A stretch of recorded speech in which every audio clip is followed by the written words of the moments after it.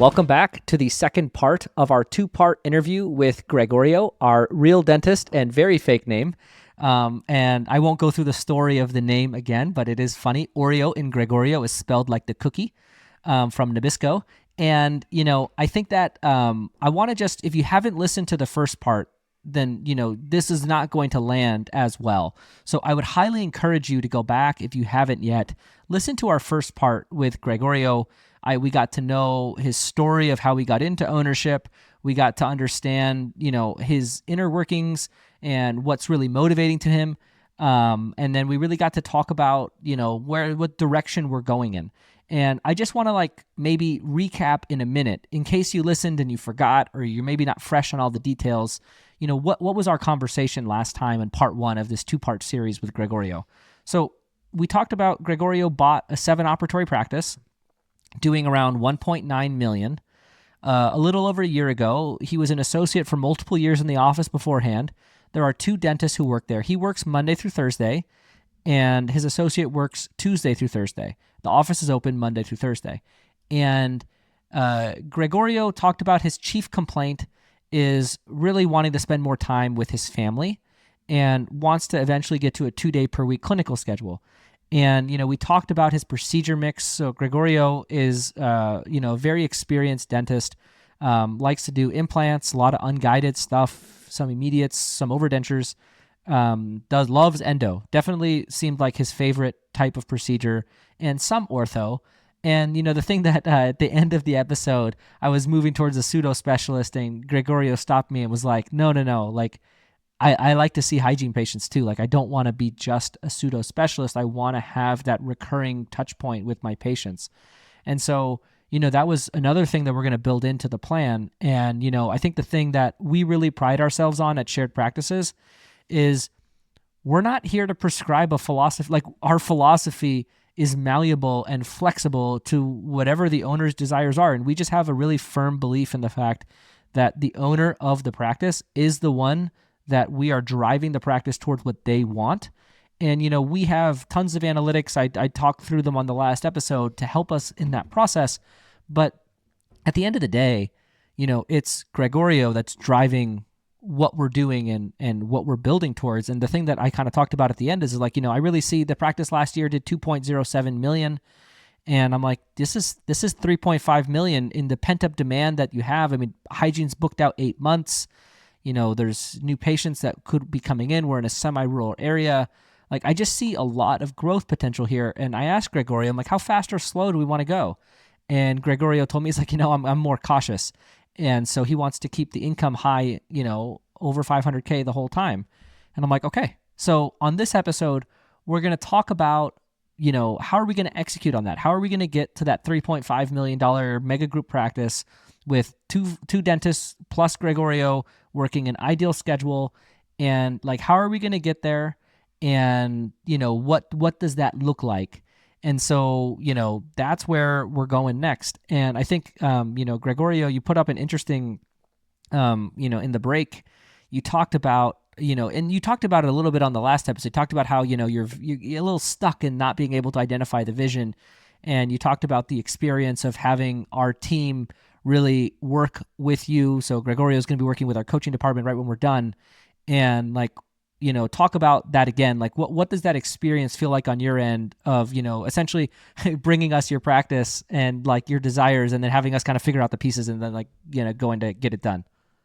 Yeah, and when I was mentioning before, I feel like I know what I need to do, and I feel like I know what I want, but I feel like I also don't know how to get there. And I think that's where, coming to you guys and even talking through with our last episode has already kind of helped me kind of get a good route to take and where I feel like the practice can go. So I think it's just comforting to know when you have somebody outside looking at your practice, getting an outside point of view.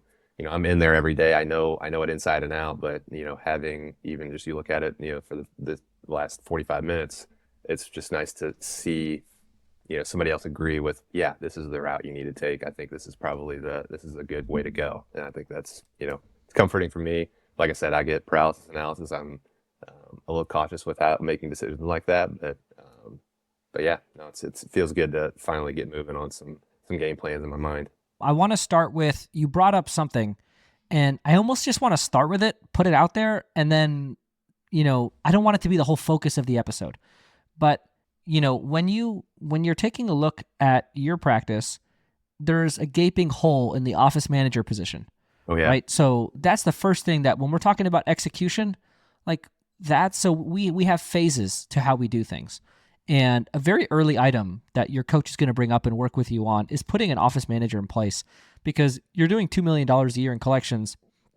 You need to have somebody handling the administrative load that comes with that, especially as we're going to be growing and adding people and providers and associate. There just needs to be that office manager piece added.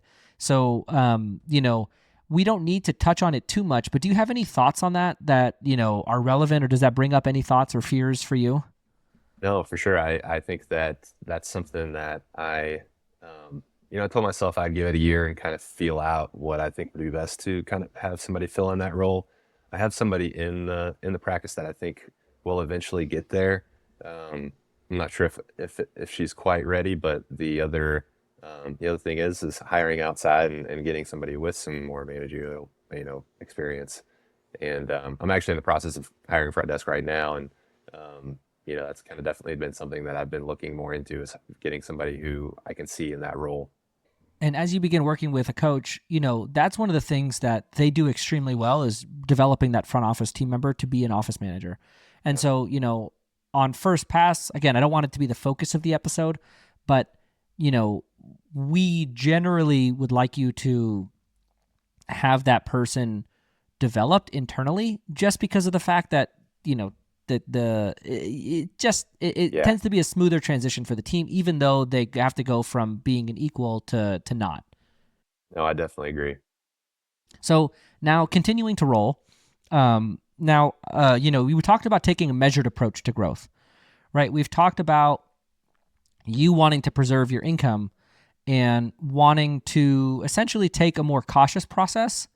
And that's where, I come at it from the perspective of, I look at your 7 operatory space, and there's an open suite next door to expand into.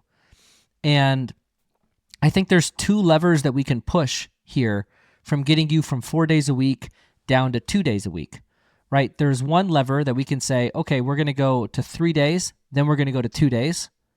So we're going to cut you from 4 to 3 as you bring on an associate. Then we're going to go from 3 to 2 at some point. That's one level of caution that we can take.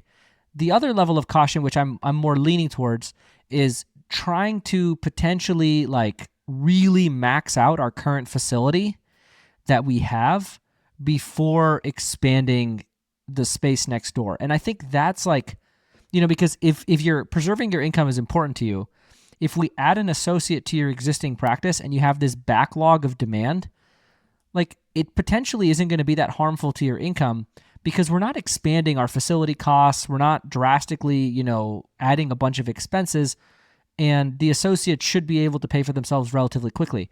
And so I would say that, the way that I would push for this is I would push to have your existing facility temporarily work with another dentist added to the team, and then eventually move next door and expand the facility as you get more financially comfortable in that reality. And, there's going to be a period where it's going to be tight, but that would allow you to grow even further, so that as you expand the facility, it's a smoother transition into higher expenses. So I'm curious, off the top of your head, how does that sound? No, that sounds good. I guess just the logistics of how making that happen is where, another good reason to just kind of lay out the different options and figure out, like I said, logistically how to make it happen. Because we're already tight, I feel like, with our space now. Outside of expanding hours, I guess I don't see how I could do that unless we started adding Fridays and things like that. And Yeah, so you read my mind. Yeah. So let's start with the current operatory configuration. So we have 7 ops, and we have 3 full-time hygienists. Is that correct? Yes, sir. So Monday through Thursday, we have a hygienist in each operatory, correct? Yep.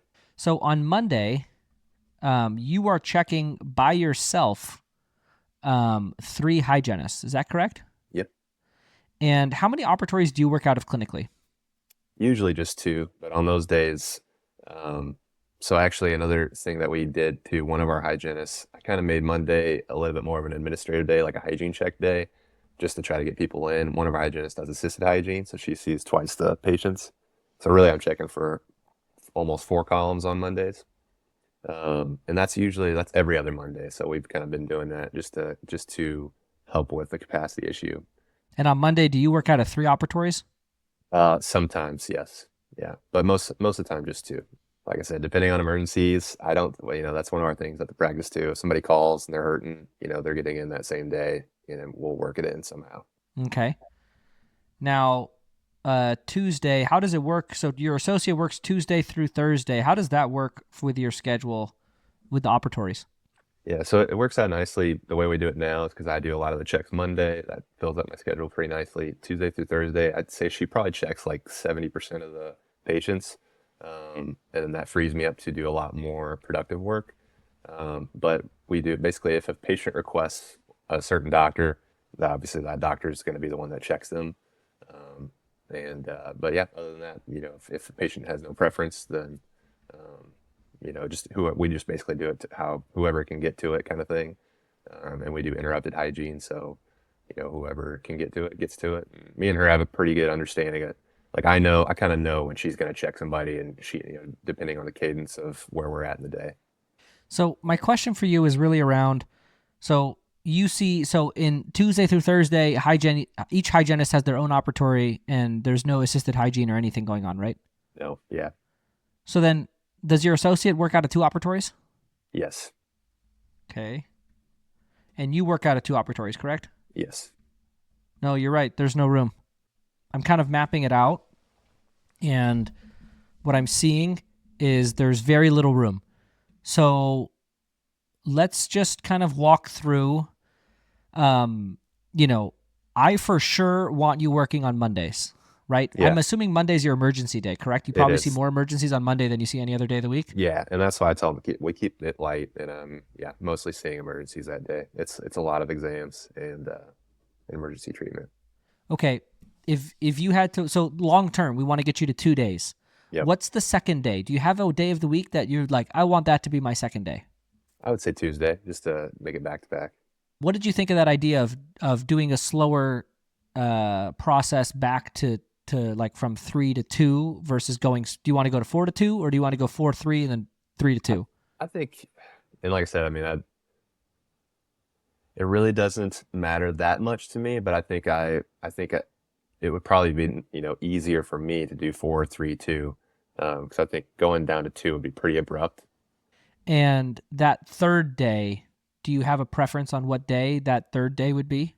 I don't think so. No, I think I would make it work, and try to make it, if whenever we bring in an associate, and try to work with their schedule too and see what we can make happen. But I think if it's ideal, I'm doing Monday, Tuesday, Wednesday, and that way it's, like I said, in a row, and then um, the other docs doing the Tuesday, Wednesday, Thursday, and I've written this out too, Jordan, trying to figure out where I could fit somebody in, and figure it out. Yeah, But it's so tough. for everyone at home who's watching on the video, I got a sheet of paper here, and do you see the sheet of paper, Gregorio? Yes. I'm going through it, and Yeah, you are stacked and maxed it is, on man. your 7 operatories. And so I almost have to like pivot off of something I said pretty early. I thought that there was a way to do it. Yeah. And, the associate in 2 operatories, maybe it was naive of me to think that we could fit 3. So I almost think that you're going to have to most likely um, time the expansion of the footprint with the addition of a third dentist and cutting to 3 days in somewhat of close succession. Yeah. So, if you think about that, that would be most likely the path. And I'd imagine, just if I were to tell you, how hard would it be to get an associate in this office? I'd probably say semi-difficult. Like I said, we're we're the furthest out, it's suburb, that I would say, of the city. So it's not super easy to get associates, but we're also close enough to where I think people will drive. I think the deal that I would give would be better than most DSOs would be able to offer any other private office, just because the basically the pay structure we have with our associate currently, is very favorable, for her. I think it's pretty straightforward. Okay, and I don't want to get too into it because we don't Yeah, want identity to be revealed. exactly. Yeah. So you talked about wanting a more measured approach, and a more measured approach. Um, there's not like a down the fairway, more measured approach that doesn't include like I don't see a very straightforward way without drastically cutting your clinical schedule to get a third dentist in the existing space. Yeah. I just I'm not seeing it pop up on my my radar, so to speak. So I think we kind of need to transition the conversation slightly to putting in an inflection point where there's going to be phase one and then there's going to be phase two. And phase one, and I'm technically, I shouldn't call it phase one and phase two because we actually have phase one, phase two, phase three that actually have meaning. So I'll call it part one and part two. So, but I think that we gotta take advantage of that space next door. And so I'm just going to kind of rattle off some initial thoughts.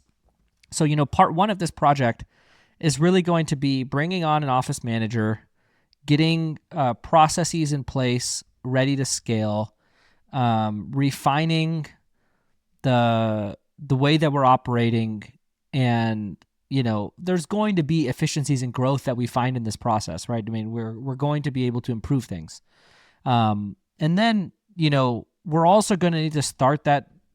I mean, I think that we're going to need to start that process of building out the space next door. And so I want to walk through, I want to keep in mind the fact that you might be more risk averse. And I want to talk through maybe less risk of a way of doing this. So, your current debt load is 1.3 million minus some change, right? You bought the practice for 1.3, maybe you took on some working capital and then you might have paid off your loan. So let's just call it 1.3 million in debt to sound about right. So I think that you have capacity for debt on the practice, right? I mean, if you were to sell your practice today, it would sell for close to $2 million. Yeah. So, we have equity in the practice. And what I would suggest you do is you figure out, okay, and you got to keep it cheap, right? We don't want to make the build out expensive. Yeah. But you would do an affordable build out of the space next door. And you would do it in a way that is debt backed, not cash paid. Mm-hmm. So you would be increasing your debt load, which from a cash perspective and an income perspective would spread out that burden where, you might be increasing your monthly payment to the bank by, maybe 40% or so, but you're not going to be doing anything crazy in terms of taking on investing a lot of your own cash and savings. That would be my safest approach to how I would want to do this. What are your thoughts on that? Yeah. I think that's definitely the way I would go. Okay. So in that part one, it's going to be planning the build out. And I'm just going to tell you, so you're going to be in our coaching department, you're going to be in our mastermind program. And so we're going to want to reserve some time to talk through how to build out that space. And what I'm going to suggest is, now my question is, the current 7 operatories, are they equipped such that they could all be doctor operatories? Yes, they could be. Yes. Okay.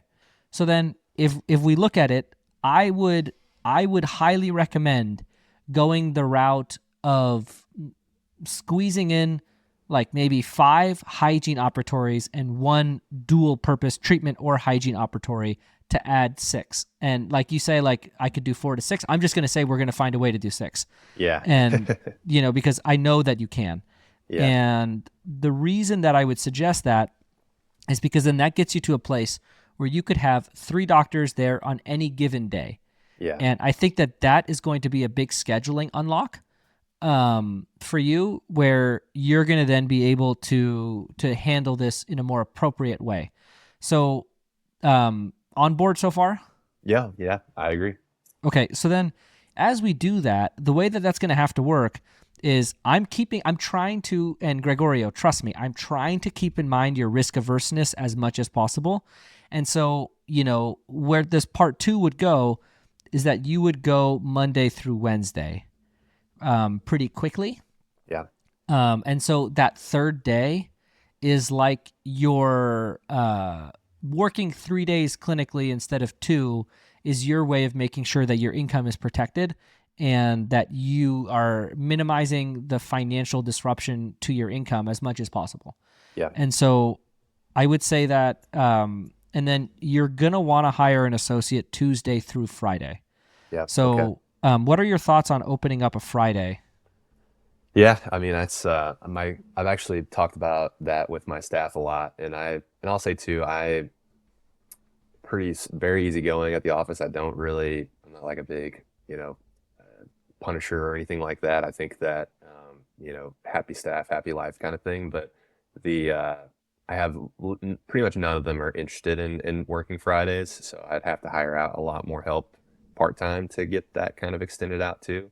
Um, but yeah, because like I said, I'm not the type of guy that would be forcing that type of thing to happen. Um, but obviously we're at the need now, and we have to make some things happen. So it's kind of part of the game, I guess. Yeah. So, your current team, right? Your hygienists are working 4 days a week. So like Yep, your current hygiene team doesn't have more days to offer. exactly. When you bring on an associate, you're booked out 8 months in hygiene. So we Yeah, need more hygienists, but yep, we also don't really have capacity for that. So the workflow would look like this: we're going to build it out, and you're going to have a schedule and a construction schedule, and it's going to be like, all right, we're going to be done this time, and then maybe give it a month of buffer just in case the contractor comes with some delays, and then you're going to build out the schedule, and then you're going to hire maybe a hygienist or two to work with that new associate, and you're going to have a whole new schedule, and you're going to rely on new people, right? There's going to be a new assistant that's going to work with that associate. There's going to be a new hygienists that are going to be added to this team. Those are the people that are going to mirror that Tuesday through Friday schedule that we're going to hire the associate for. So it's yep, almost like you're bringing on an additional clinical team.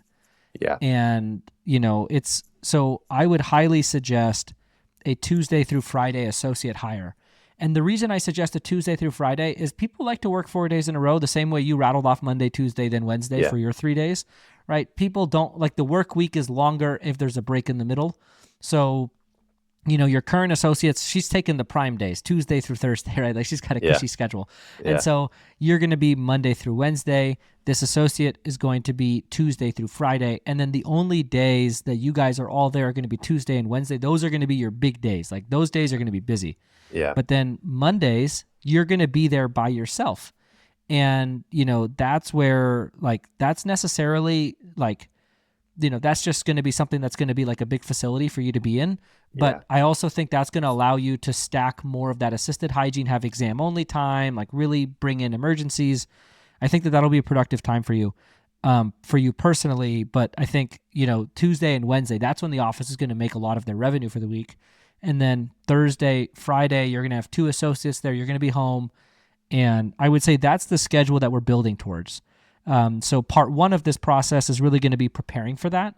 And that's going to be bringing on an office manager, improving our processes. And, it's really people and process, right? Getting people roles ironed out, making sure that the processes that they're doing are data driven and we're retaining patients and we have good front office delineation of roles. Like that's going to be that part one.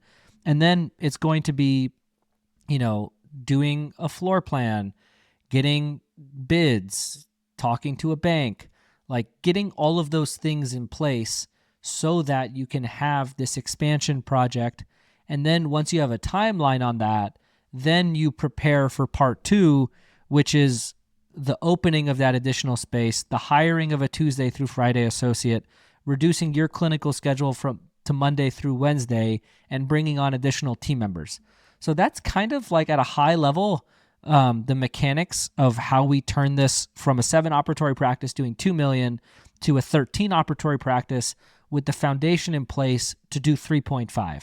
So on a high level, are we on board with that direction? Is there anything that's abrasive or you're like, I don't like this direction? Because, this is what we're going to be working towards. So I just want to make Yeah. sure that you are liking the direction that this is going. No, I do. And the more we talk through it too, I think we talk a lot about my risk averseness. I think that once I get going in this, I think that will probably change a little bit and I'll probably be like, all right, let's just go, and because even as we're talking about it now, like I don't know why I'm being a baby on this. Let's just make it happen and go, you know. But yeah, I guess that's how I'm feeling about it. And I think I definitely agree with the vision, though. I think that that's ultimately where I see myself, and I think I've let all the work that's gonna take to get there, like all the building, finding associates, figuring out staffing. Those are all the things that create some fear. And so like, and it's really not even the fear of failing. It's the fear of adding a lot more workload to my plate. And because I'm at a point now where like I said, I'm super happy where I'm at, but I guess you just always want more. You want more time with your family. You want more ability to just leave and hang out with them and do things that we want to do. So yeah, all that to say is, yeah, I'm liking where we're going, Jordan. So I appreciate it. Yeah, so let me dive into your first concern, and then I want to talk about the financial concern second. Yeah. So, this is why you need two key players on your team, right? You need an office manager, and the office manager, when truly empowered, doing what they're supposed to do as an office manager, they're going to be doing a lot of the stuff that you talked about not wanting to do. If you're doing that stuff, then we don't have the right setup. Yeah. Because the whole point is that the business serves you. Yeah. And so, like, you should not be stressed with hiring. You should not be worrying about the logistics of these things. Like, you should be focusing on your clinical schedule and the leadership of the team and setting the tone for the culture. And then you need an office manager to have your back and drive what we would call the integration or the detail-oriented execution of these things. And that's where, you're going to start working with a coach, and that's what the coach is going to train the office manager to do. So between the office manager supported by the coach, like, you have the team around you to take that burden off of your shoulders. And what we need from you is to just empower those people to do their jobs, right? And so you don't seem like a micromanager. You seem like a pretty easy guy to work with. And so long as you stay that way, then those people are going to be driving a lot of the details that need to be situated: schedules, patients, people, staff members, hiring, all of that. And your focus is going to be cost of the build out, planning the build out, getting the financing in place, and hiring the associate. Like, that's your workload. And then the rest should be handled by the office manager, empowered, supported by a coach. Yeah, that sounds wonderful. So then the second phase, let's talk about the money. So, I've put myself through lots of financial stress in my life. And I think there's two different types of financial stress. So there's like cash flow stress, and then there's like maybe like more taking on debt or new expenses stress. And, you communicated being risk averse, and I like that. I think you should be that way, right? I wish I was a little more that way sometimes. And I think that the way that I'm thinking about this is I want to err on the side of really thinking through your cash flow. So that's where I'm like, let's get debt for the build out, right? Let's just say it costs $300,000 to do this whole project.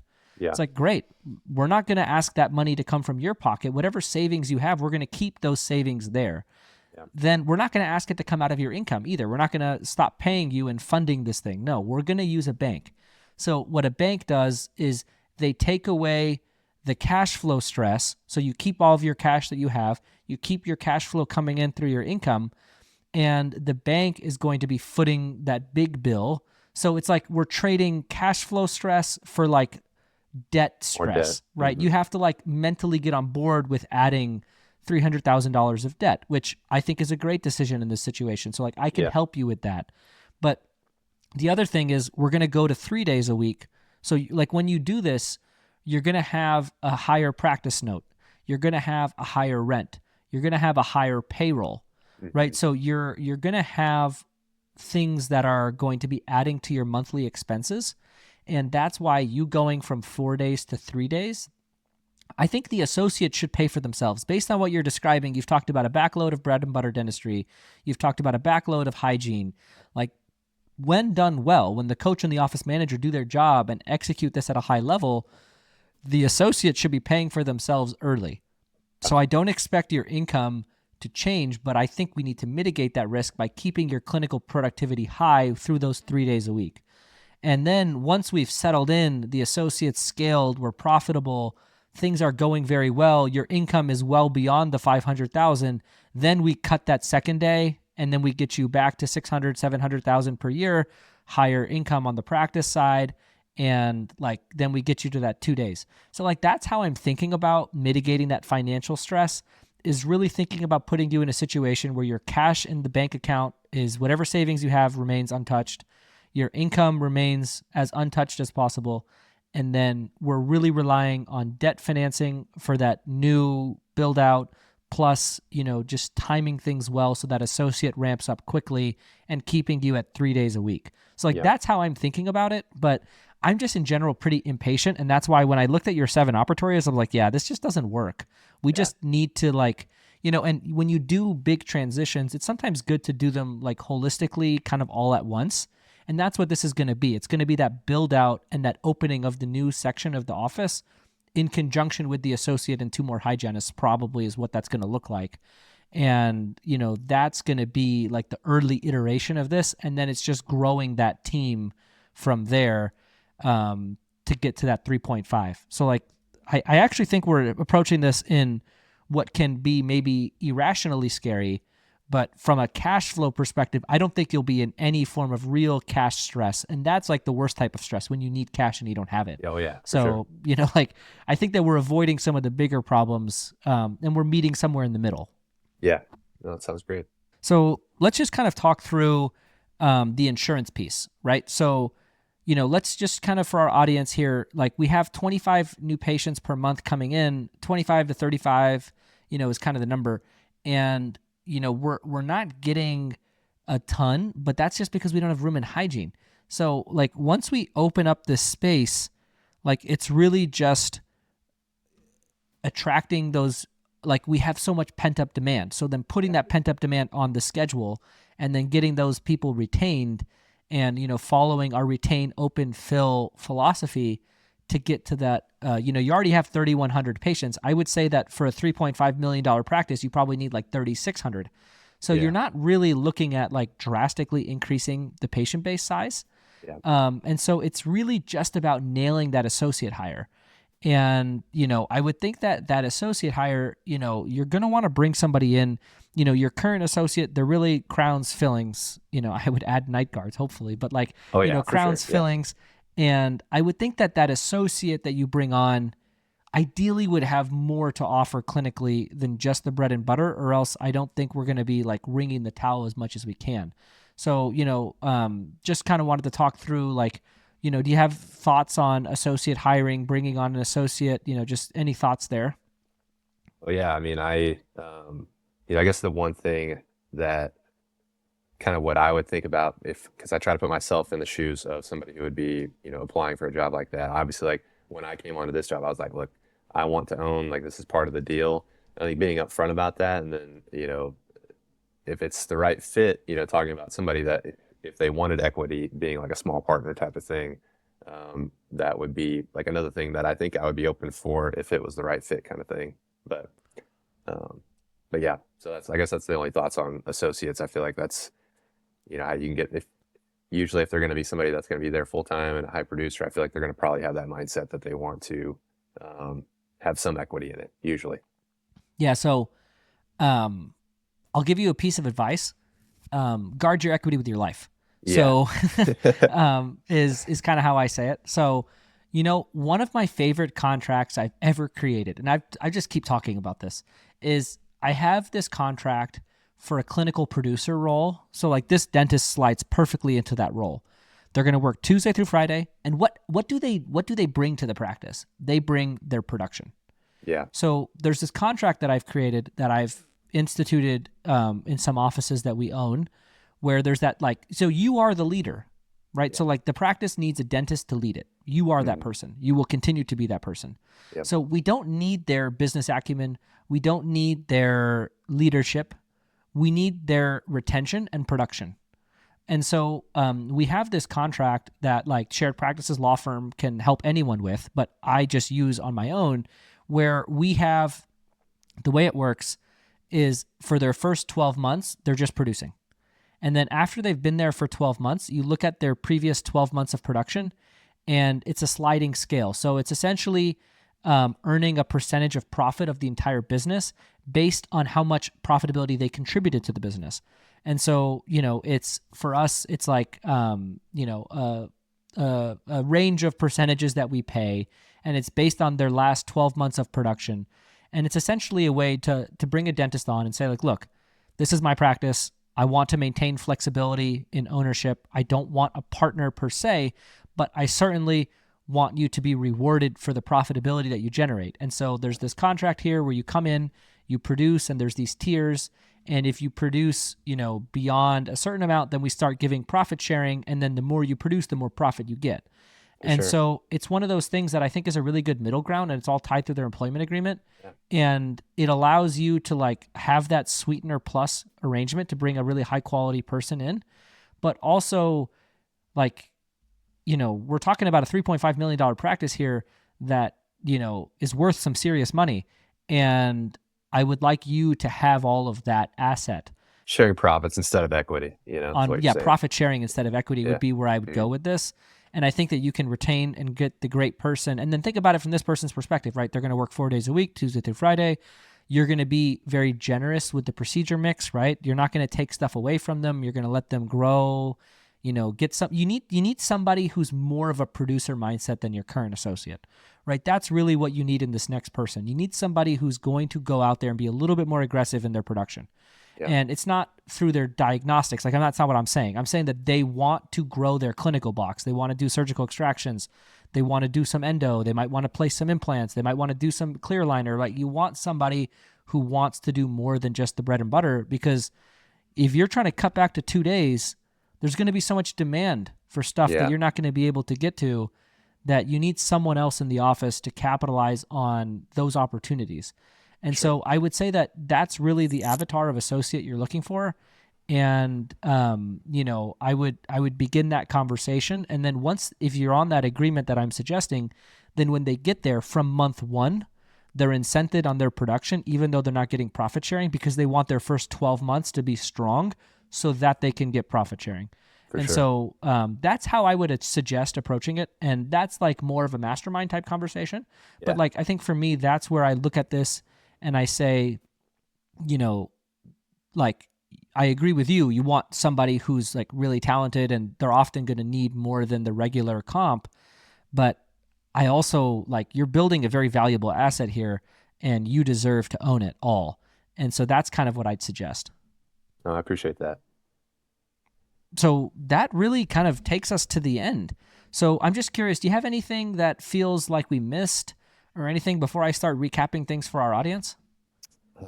I mean, honestly, no. Like I said, the logistics and the step by step, I think, is what I'm interested in getting into next. Which obviously I don't want to bore people on that. So, but yeah, excited to get it going. I feel like it's a clear path, man. It feels much nicer to have like a good idea in my head of where it's going. So I appreciate that.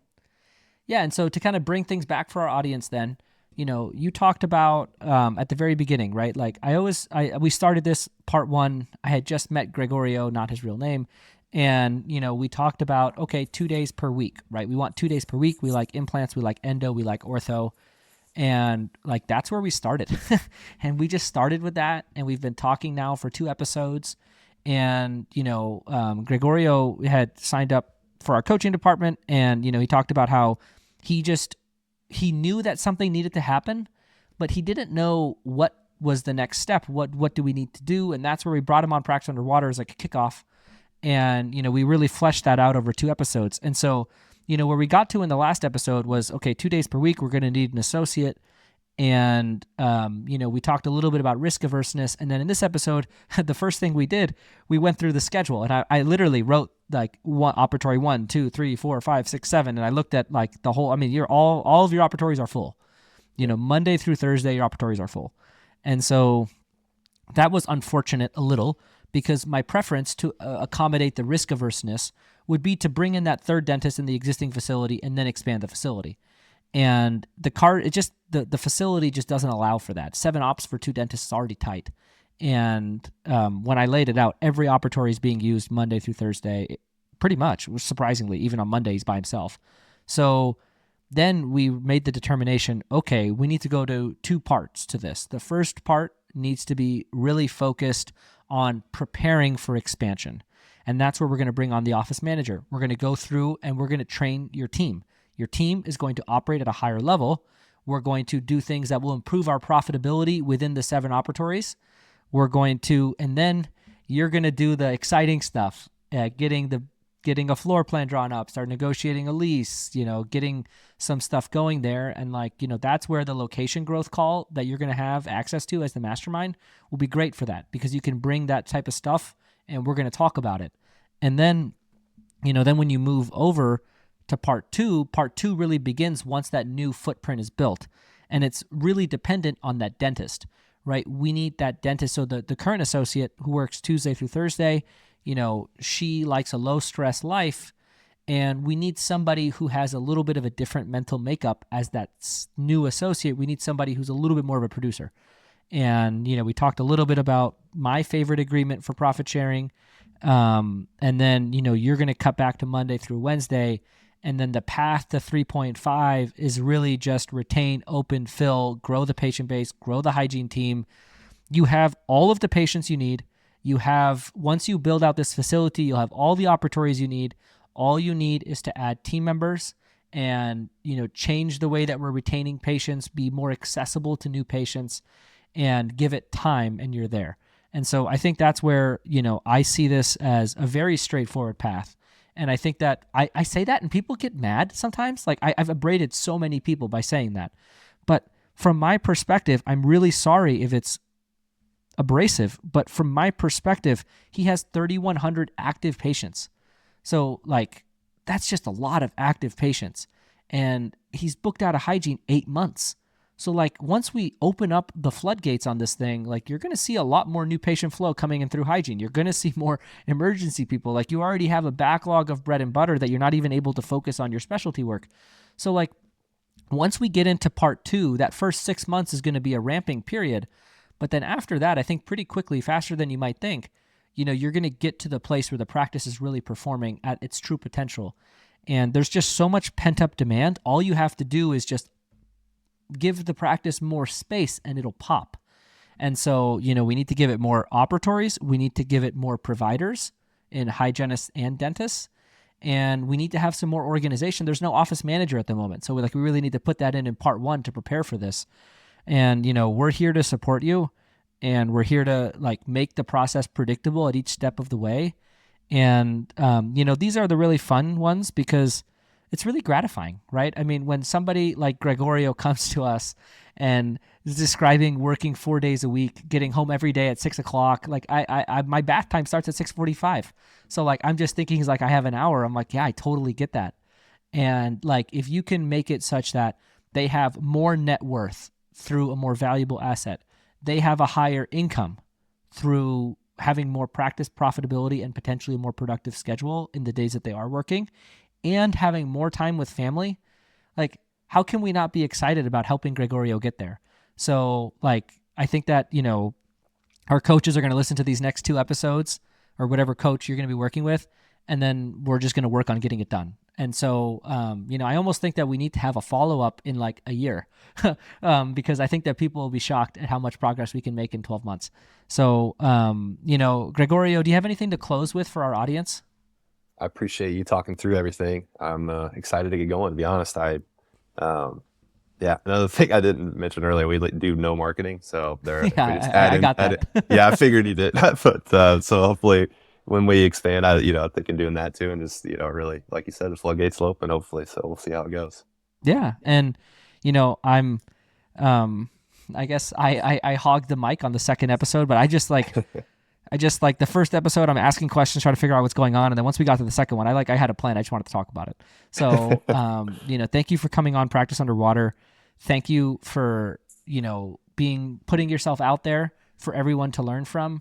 And, thanks for choosing us to go along this journey with. We're really excited. I'm excited, and I know our team is, to jump in here and get this stuff done because, for us, these are things that we do every day. Nothing that's on this plan is something that we haven't done already many times. And like I said before, I'm just really invested in the personal life impact that's where we started, right? We started with what's the personal life that informs that. If you remember on part 1, I talked about like we need to start with the personal life first, and we need to make it back to the practice. And like we've talked about the practice, and I'm find myself thinking about the personal life at the end. So thank you so much for joining us on Practice Underwater. This is the first 2-part series that we've done, and for me, for multiple years. So the structure is different, but I think that we have a really great outcome that we're planning towards, and we're going to go get it done. So thanks for coming on.